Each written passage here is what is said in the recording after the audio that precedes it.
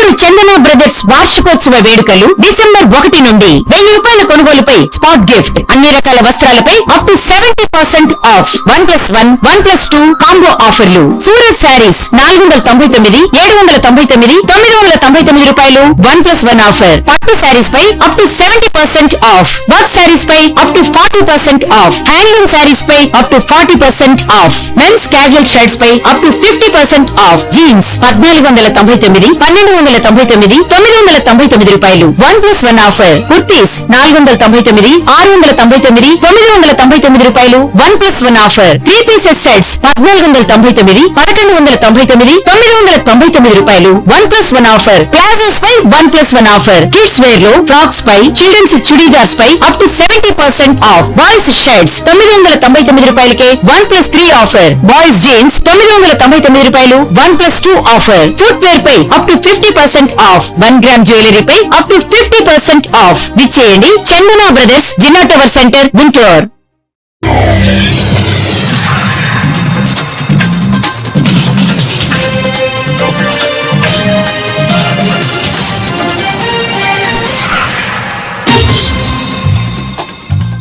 నమస్కారం, city news కి స్వాగతం. ఈనాటి వార్తా విశేషాలు. న్యాయవాదుల సమస్యల పరిష్కార చైతన్య 50 గంటల నిరాహార దీక్షను విజయవాడ ధర్నా చౌక్ లో నిర్వహించారు. ఈ ధర్నాలో నంద్యాల జిల్లా డోన్, విజయవాడ, కర్నూలు, ఇతర జిల్లా న్యాయవాదులు పాల్గొన్నారు. ఈ సందర్భంగా డోన్ న్యాయవాదులు లక్ష్మీశెట్టి కృష్ణప్రసాద్, ఈశ్వరయ్య మాట్లాడుతూ రాష్ట్రంలో ఉన్న ప్రతి ఒక్క న్యాయవాదికి అడ్వకేట్ ప్రొటెక్షన్ యాక్ట్ అమలు చేయాలని ఎన్నిసార్లు డ్రాప్ రెడీ చేసినా కూడా అసెంబ్లీలో బిల్లు పెట్టలేకపోతున్నారన్నారు. గత నెల నవంబర్ 1వ తేదీన పవన్ కళ్యాణ్ కి, మంత్రి నారా లోకేష్ కి పాదయాత్ర ద్వారా వెళ్లి రిప్రజెంటేషన్ ఇవ్వడం జరిగిందని, న్యాయవాదులపై తప్పుడు కేసులు పెట్టడం, వారిని హత్య చేయడం జరుగుతుందన్నారు. ఈ ధర్నాలో న్యాయవాదులు సరస్వతి, గుంటూరు సదానంద బాబు, పి మల్లయ్య, వెంకటేష్ నాయక్, వై వసంత కుమారి తదితరులు పాల్గొన్నారు.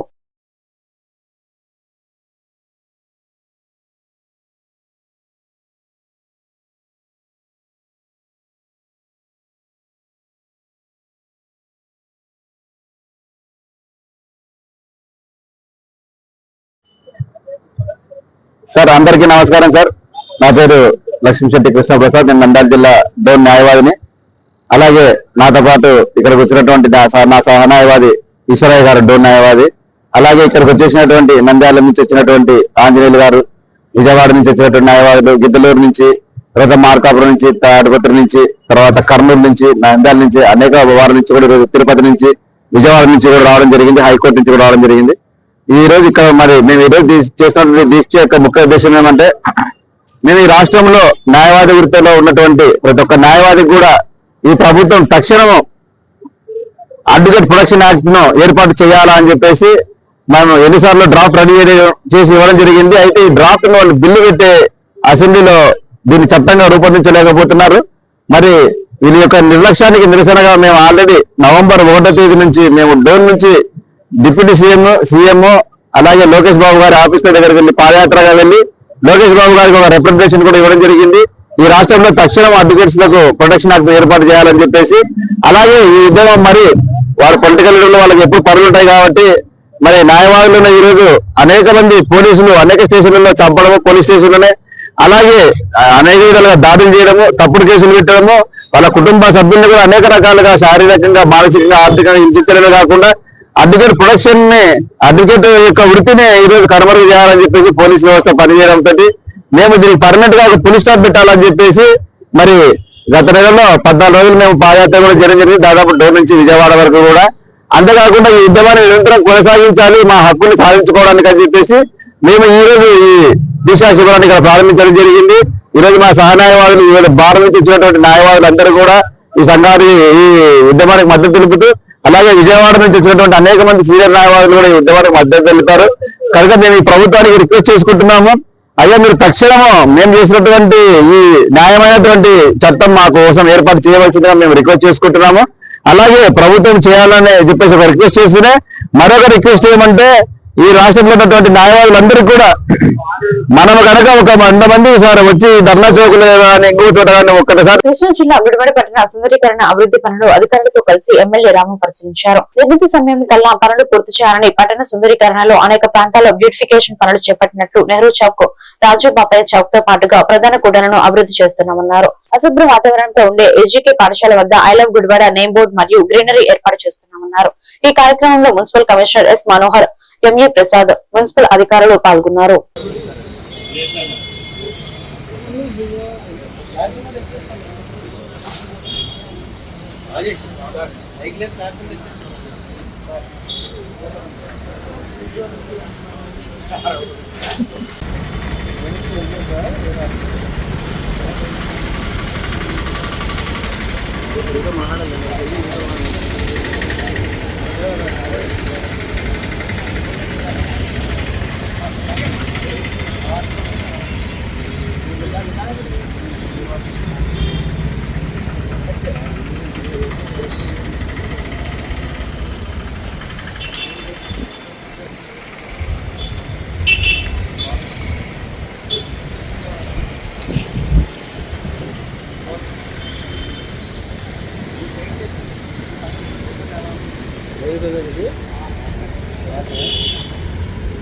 డ్రైన్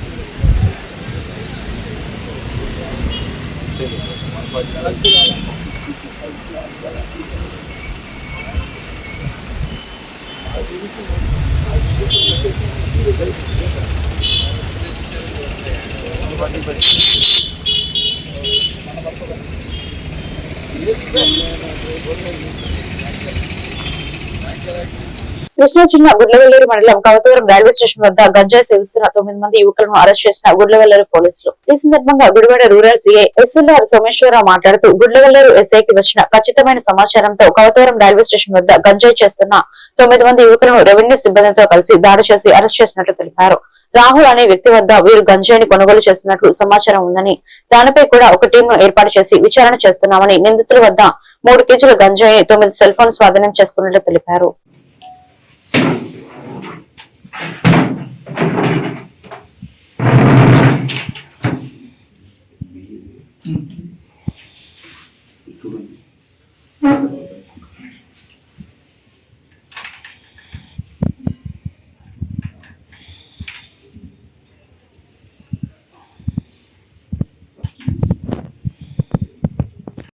అందరికీ నమస్కారం అండి.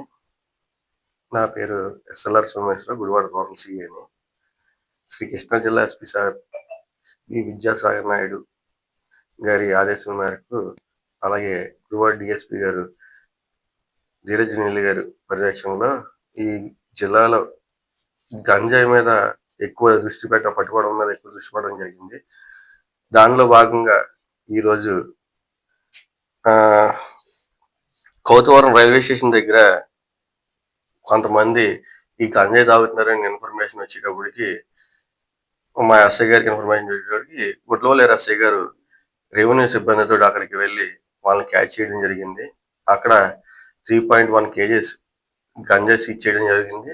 అలాగే ఒక బైక్ సీజ్ చేయడం జరిగింది వారి వద్ద నుంచి. 9 సెల్ ఫోన్లు కూడా సీజ్ చేయడం జరిగింది.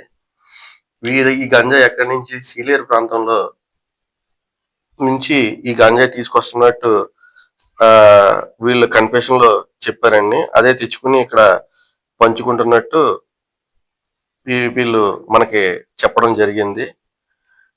సీలేరుకి చెందిన రాహుల్ అనే వ్యక్తి, రాహుల్ అని పిలువబడే పేరు వ్యక్తి ఈ గంజాయి వీళ్ళకి ఇచ్చారని వీరు చెప్పడం జరిగింది. దాని మీద కూడా ఒక టీం ఏర్పాటు చేసి అతని గురించి కూడా పంపించాం. వీళ్ళందరినీ కూడా కోర్టుకి రిమాండ్ చేస్తున్నాం. ఇప్పుడు కృష్ణా జిల్లా గుడివాడ రూరల్ మండలం మోటూరు పరిసర గ్రామాల్లో రైతన్న మీకోసం కార్యక్రమాన్ని ఎమ్మెల్యే వినిగళ్ల రాము నిర్వహించారు. మోటూరు గ్రామాల రైతు సేవా కేంద్రంలో నిర్వహించిన సమావేశంలో రైతుల శ్రేయస్సు కోసం సీఎం చంద్రబాబు ప్రవేశపెట్టిన పంచసూత్రాల వల్ల కలిగే ప్రయోజనాలను వివరించారు. ఈ కార్యక్రమంలో పాల్గొన్న రైతులకు రైతుల సేవలో మన మంచి ప్రభుత్వం ప్రచార పత్రికలను పంపిణీ చేశారు. ఈ సందర్భంగా ఎమ్మెల్యే మాట్లాడుతూ ధాన్యం కొనుగోళ్లపై ఆందోళన చెందనవసరం లేదని, ప్రతి ధాన్యపు గింజను ప్రభుత్వం కొనుగోలు చేస్తుందన్నారు. ఎంఆర్ఓ కిరణ్ కుమార్, వ్యవసాయ శాఖ ఏడీఈ కవిత, ఏవో అనంతలక్ష్మి రైతులు ఈ కార్యక్రమంలో పాల్గొన్నారు.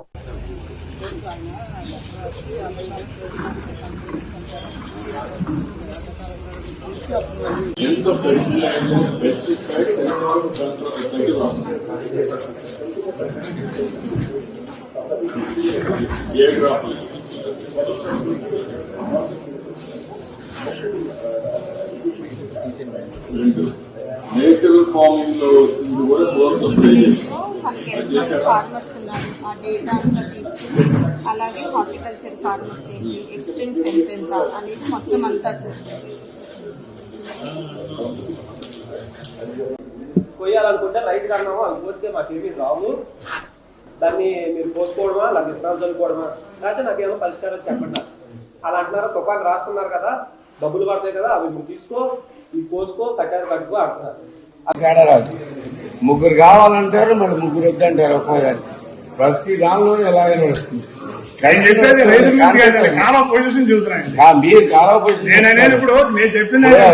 నేను చెప్పేది దాంట్లో ఇది కూడా వాస్తవానికి మొత్తాన్ని కృష్ణా జిల్లా గుడివాడ రూరల్ లింగవరంలో రైతులు వర్షాలకు కొనుగోలు కేంద్రాలలో ధాన్యం మొలకెత్తుతున్న ప్రభుత్వానికి అధికారులకు దయ కలగడం లేదన్నారు. మొలకెత్తిన వరిగింజలతో రైతులు తీవ్ర ఆవేదన వ్యక్తం చేశారు. అకాల వర్షాలు మరియు ఈదురుగాలులు, ఈ వాతావరణ పరిస్థితుల వల్ల పొలాల్లోని గింజలు మొలకెత్తడం, ధాన్యం రంగు మారడం, నాణ్యత తగ్గడం వంటి సమస్యలు ఏర్పడి దిగుబడి తగ్గి నష్టపోయే ప్రమాదం ఉందని రైతులు ఆవేదన వ్యక్తం చేశారు. ఇలాగే ఉంటే దేనికి పనికిరాకుండా పోతుందన్నారు. మొలకెత్తిన ధాన్యాన్ని చూస్తూ రైతులు గుండెలు బాదుకుంటూ కళ్లల్లో కన్నీరు వస్తుందన్నారు. ఇప్పటికైనా ప్రభుత్వం అధికారులు ఆలస్యం చేయకుండా షరతులు విధించకుండా తడిసిన ధాన్యాన్ని కొనుగోలు చేయాలని డిమాండ్ చేశారు.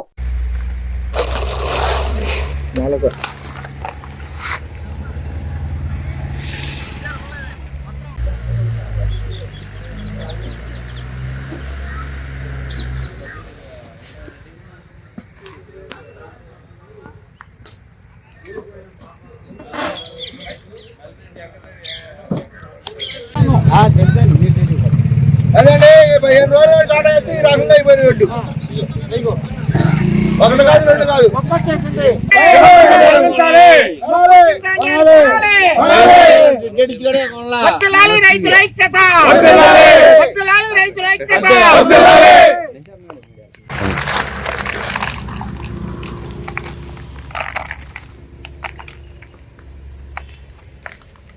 ఇదే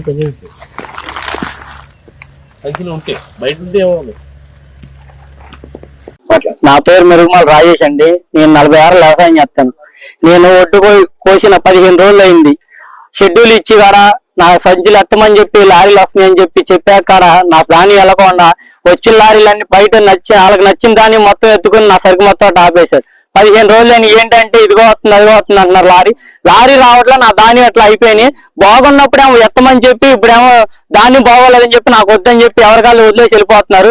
అది అయిపోయిన తర్వాత రైతు భరోసాలోకి వెళ్తే 5 రోజులు మట్టి లారీ అడుగుతుంటే పొద్దున్నే వస్తుంది మధ్యాహ్నం వస్తుంది అంటున్నారు. నా సరికి వెళ్తా 1, 2 కాదు 500 సార్ ఉంది, 250 బస్తాలు అట్లా ఉండిపోయినాయి. వానకు తడిసిపోయి వీళ్ళ మొలకొచ్చేసినాయి. నేనేమవ్వాలి, నాకు పరిష్కారం చేయండి, ఇక్కడ నుంచి ఏం చేయం. అదేమంటే టాటర్ అడ్డం పెడితే నాకు కేసు రాస్తానంటున్నారు. ఒక రైతుకి చేయాల్సిన న్యాయం ఇదే అసలుకి చెప్పండి. నాకు పరిష్కారం మీరు అధికారులకు చెప్పిన రోజులు అవుతుందండి. అధికారులు చెప్పి రోజు 5 రోజులు మట్టి పోనీ విఆర్ఓ గారికి, ఎంఆర్ఓ గారికి, ఏఓ గారికి ఫోన్ చేస్తుంటే లారీలు ఇవాళ ఖర్చులు కూడా రాని పరిస్థితి. కాబట్టి ప్రభుత్వం రంగు మారిన, దెబ్బ తిన్న, తడిసిన, ముగిలిపోయిన ధాన్యాన్ని కూడా ప్రభుత్వం ఎంఎస్పీ ధరకి కొనుగోలు చేసి రైతును ఆదుకోవాలి. ఇవాళ కేంద్ర రాష్ట్ర ప్రభుత్వాలు ఇవాళ కార్పొరేట్లకు కానీ సంపన్నులకు కానీ లక్షల కోట్ల రూపాయలు రుణమాఫీ చేస్తుంది.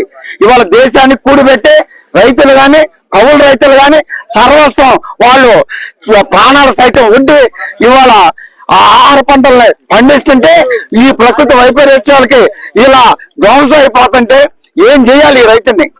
ఈ రైతు గుండె అయిపోక ఏమవుద్ది? ఇప్పటికే దాదాపు 40,000 రూపాయలు ఖర్చు పెట్టాడు. ఇలా మొక్కొచ్చేసింది. ప్రకృతి వైపరీత్యాలు మనం ఏం చేయలేం. కానీ ప్రభుత్వాలు, కేంద్ర రాష్ట్ర ప్రభుత్వాలే ఇవాళ ఈ రైతాంగాన్ని ఆదుకోవాల్సిన ప్రధాన బాధ్యత ఉంది. లేకపోతే రైతు అనేవాడు ఈ మధ్యకాలంలో మంతా తుఫాను వల్ల రైతులు తీవ్రంగా దెబ్బతిన్నారు. అదొక భాగం.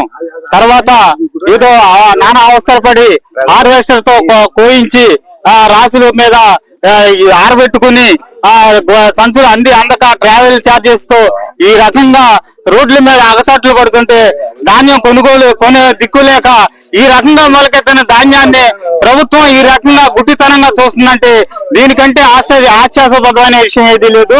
తరువాత ఏమిటంటే ఈ ధాన్యాన్ని వెంటనే రాష్ట్ర ప్రభుత్వం కేంద్ర ప్రభుత్వం చొరవలు తీసుకుని నిబంధనలు సడలించి ఇప్పుడు లింగవరం గ్రామంలో మెరుగుమాల రాజేష్ గారికి లింగవరం 40 ఎకరాలు కౌలు చేస్తున్నారు. వారికి వెంటనే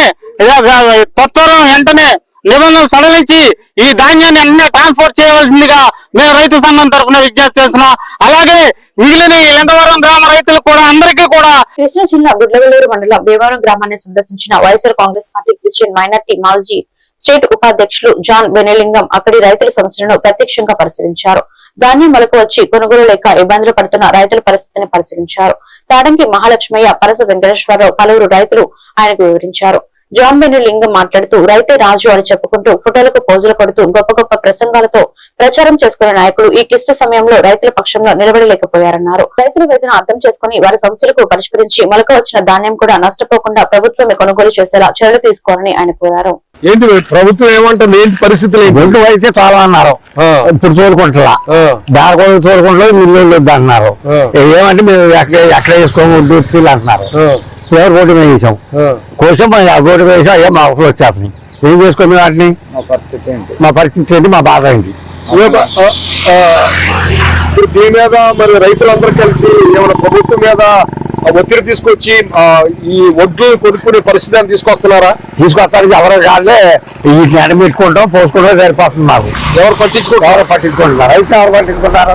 రైతులు ఎవరు పట్టించుకోరు. ఇదండి పరిస్థితి. ఎలా ఉంది? తక్షణమే ప్రభుత్వం వీరిని ఆదుకోవాలని మనస్ఫూర్తిగా కోరుకుంటున్నాం. గుడ్లవెల్లూరు మండలం వైఎస్ఆర్ కాంగ్రెస్ గుడ్లవెల్లూరు మండలం వేమార గ్రామం రావటం జరిగింది. ఇక్కడ రైతుల పరిస్థితి ఎలా ఉందంటే పొలాల నుంచి ధాన్యాన్ని తీసుకొచ్చి మరి రోడ్ల మీద పెట్టుకున్న పరిస్థితి ఏర్పడింది. ఇదంతా కూడా పొలాలు మొత్తం కూడా భయంకరంగా తడిచిపోయి ధాన్యం మొత్తం కూడా చూడండి. ఇక్కడ చూపించిన ఈ మొలకొచ్చేసి మొలకొచ్చేసి చాలా బాధపడుతున్న పరిస్థితి కనబడుతుంది. ఏమండి వద్దు ఇప్పుడు తీసుకెళ్ళి మొలకొచ్చేసారి గవర్నమెంట్ తీసుకోమని చెప్పింది కదా. ఎవరు వేసుకుంటా? ఈ బేరకోడి వేసుకుంటా మిల్లు వద్దంటున్నారు. ఇప్పుడు నువ్వు ఎన్ని ఎకరాలు వేసావు? నువ్వు 3 ఎకరాలు వేసారు. కొంతవరకు మాత్రం తీసుకెళ్ళాలి, మిగిలిన మాత్రం కూడా అన్ని వదిలేయటం. ఈ రైతు ఎంతో బాధపడుతున్న పరిస్థితి కనబడతా ఉంటుంది. ప్రభుత్వం ఎలా ఉందంటే నామకహాగా రోడ్ల మీద తిరగటం, ఏదో ఫోటోలకి ఫోజు ఇచ్చుకునే పరిస్థితి ఉంది. కానీ ఈ రోజున రైతు పడే ఇబ్బందిని ఏమాత్రం కూడా ఈ ప్రభుత్వం పట్టించుకోవట్లేదు. తక్షణమే ఎవరైతే ఈ యొక్క మొలకొచ్చి ఇబ్బంది పడుతున్న రైతులు ఎవరైతే ఉన్నారో వారిని ప్రభుత్వం వెంటనే ఆదుకోవాలి. రైతు పక్షపాతి ప్రభుత్వం అంటే రైతే రాజు అని చెప్పేసి అని మాట్లాడి గొప్ప గొప్ప ప్రసంగాలు చేయడం కాదు. కానీ ఈ రోజున రైతులు పడుతున్న ఇబ్బందిని ఈ రోజున ప్రభుత్వం తెలుసుకోవాలి. స్థానికంగా ఉన్న మరి ప్రజాప్రతినిధులు ఎవరైతే ఉన్నారో వారు దీని మీద దృష్టి సాధించాలి. చంద్రబాబు నాయుడు, పవన్ కళ్యాణ్ ఈ రోజున. ఈ వార్తలు ఇంతటితో సమాప్తం. మరొక బిల్టన్లో మళ్ళీ కలుద్దాం. నమస్కారం.